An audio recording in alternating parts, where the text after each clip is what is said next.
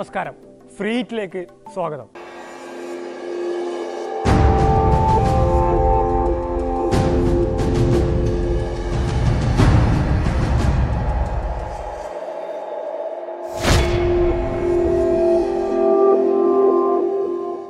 എല്ലാം വളരെ പെട്ടെന്നായിരുന്നു.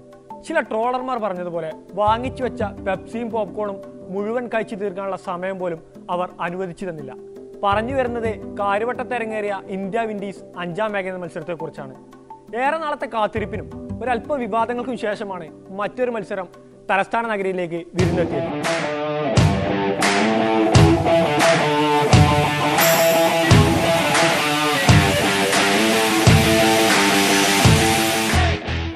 ഇതിനു മുമ്പ് ഇറങ്ങേറിയ ഇന്ത്യ ന്യൂസിലാൻഡ് 2020 മത്സരം മഴ കാരണം 8 ഓവറുകൾ മാത്രമാക്കി ചുരുക്കി നടത്താനായിരുന്നു വിധി. അതുകൊണ്ട് തന്നെ ഏറെ നാളത്തെ കാത്തിരിപ്പിന് ശേഷം മറ്റൊരു മത്സരം കൂടി തലസ്ഥാന നഗരിയിലേക്ക് വിരുന്നെത്തുന്നെന്ന് കേട്ടപ്പോൾ മുതൽ പ്രതീക്ഷയോടെ കാത്തിരിക്കാൻ ഒരു ശരാശരി ക്രിക്കറ്റ് പ്രേമിക്ക് കാരണങ്ങൾ പലതായിരുന്നു.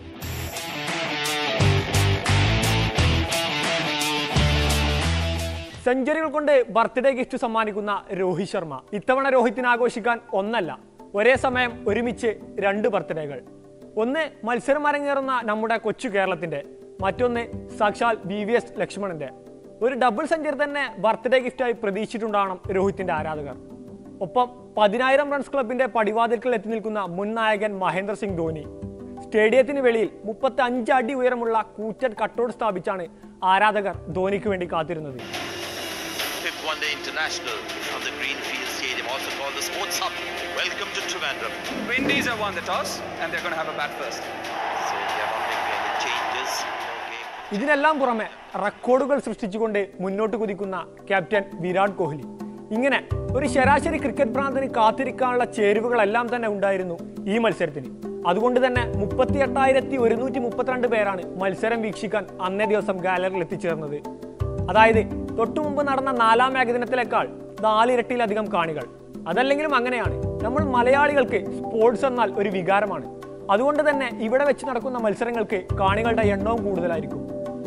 എന്നാൽ തിങ്ങി നിറഞ്ഞ കാണികൾക്ക് ഒരല്പം നിരാശ സമ്മാനിക്കുന്നതായിരുന്നു ഈ മത്സരം. ആദ്യ 2020 പോലെ പെട്ടെന്ന് തന്നെ തീരാനായിരുന്നു ഈ മത്സരത്തിന്റെ വിധി. ഇത്തവണ മത്സരം നടന്നത് കേവലം 46 ഓവറുകൾ മാത്രം. അന്ന് വിനയായത് മഴയായിരുന്നെങ്കിൽ ഇത്തവണ ചതിച്ചത് ലക്ഷ്യബോധമില്ലാതെ ബാറ്റ് വീശിയ വിൻഡീസ് ബാറ്റ്സ്മാൻമാരാണ്.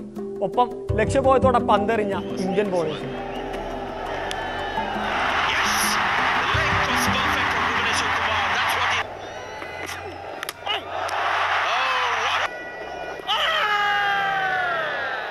പെട്ടെന്ന് തന്നെ കളി തീർത്ത് മറ്റെന്തോ ചെയ്തു തീർക്കാണ്ടെന്ന പോലെയായിരുന്നു വിൻഡീസ് താരങ്ങളുടെ ബാറ്റിംഗ്. ക്രീസിലെത്തിയവരെല്ലാം പവനയിലേക്ക് തിരിച്ചു കയറാൻ തിടുക്കം കൂട്ടുന്ന കാഴ്ച. ഒരല്പമെങ്കിലും ചെറുത്തുനിൽപ്പുണ്ടായത് ക്യാപ്റ്റൻ ജേസൺ ഹോൾഡറിൽ നിന്നും പരിചയസമ്പന്നനായ മാർലോൺ സാമുവൽസിൽ നിന്നും മാത്രം. റോമൻ പവൽ മാത്രമാണ് ഇരുവർക്കും പുറമെ 2 അക്കം കണ്ട ഏക താരം. മറ്റാർക്കും സ്കോർ ബോർഡിൽ കാര്യമായ ചലനങ്ങൾ ഉണ്ടാക്കാൻ സാധിച്ചില്ല. ഷായ് ഹോപ്പ് എന്ന താരത്തെ ചുറ്റിപ്പറ്റിയായിരുന്നു വിൻഡീസിന്റെ പ്രതീക്ഷകൾ അത്രയും. പക്ഷെ തുടക്കത്തിൽ തന്നെ ആ പ്രതീക്ഷയെ തല്ലിക്കെടുത്തി ജസ്പ്രീത് ബുംറ.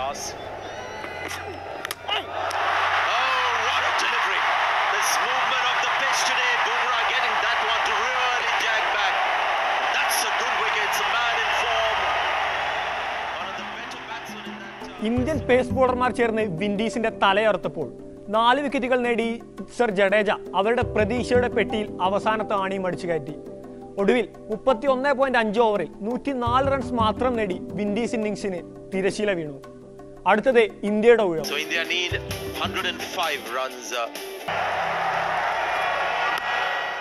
അറിയാനുണ്ടായിരുന്നത് ഒരൊറ്റ ചോദ്യത്തിന് ഉത്തരം മാത്രം: എത്ര ഓവറുകൾക്കുള്ളിൽ ഇന്ത്യ കളി അവസാനിപ്പിക്കുമെന്നത്. ഇന്ത്യൻ ഇന്നിംഗ്സിന്റെ തുടക്കത്തിൽ തന്നെ ധവാനെ പുറത്താക്കാനായി എന്നതൊഴിച്ചാൽ മത്സരത്തിന്റെ ഒരു ഘട്ടത്തിലും ഇന്ത്യൻ ബാറ്റ്സ്മാൻമാർക്ക് വെല്ലുവിളി ഉയർത്താൻ വിൻഡീസ് ബോളേഴ്സിന് സാധിച്ചില്ല.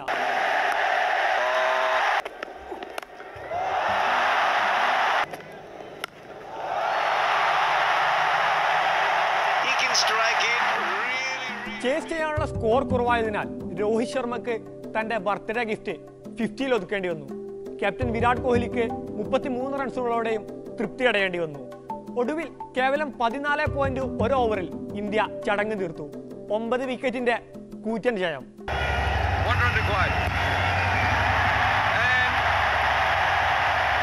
That's an emphatic series by 9 wickets and by 3-1. The Paytm One Day International Series Trophy won by India. Well done, India. Well done, Virat Kohli. ആഹ്ലാദത്തിമിർപ്പിലാണ് താരങ്ങളെല്ലാം ഗ്രൗണ്ട് വിട്ടത്. എന്നാൽ കാണികൾ അത്ര ആഹ്ലാദത്തിലായിരുന്നില്ല. ആശിച്ചു മോഹിച്ചു വന്നെത്തിയ മത്സരം കൊതിതീരുവോളം കണ്ട് ആസ്വദിക്കാൻ പറ്റാത്തതിലുള്ള നിരാശ എല്ലാവരുടെയും മുഖത്ത് പ്രകടമായിരുന്നു. മാന്യ ക്രിക്കറ്റ് പ്രേമികൾ നിരാശപ്പെടേണ്ടതില്ല.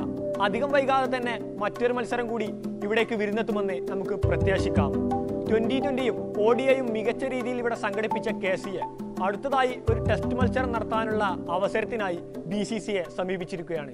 BCCI കനിയുമെന്ന് തന്നെ പ്രതീക്ഷിക്കാം. നമുക്ക് ഒരുമിച്ച് കാത്തിരിക്കാം. മത്സരങ്ങളുടെ ഒരു വസന്തകാലം കാര്യവട്ടം സ്പോർട്സ് ഹബിൽ വിരുന്നെത്തട്ടെ എന്ന പ്രതീക്ഷയിൽ. ഇനി വരുന്ന മത്സരങ്ങൾ പെട്ടെന്ന് തീരാതെ നമ്മൾ ആശിച്ച രീതിയിൽ കൊതി തീരുവോളം കണ്ടിരിക്കാനുള്ള ഭാഗ്യമുണ്ടാകട്ടെ എന്ന് പ്രാർത്ഥിച്ചുകൊണ്ട് നിർത്തുന്നു. നന്ദി.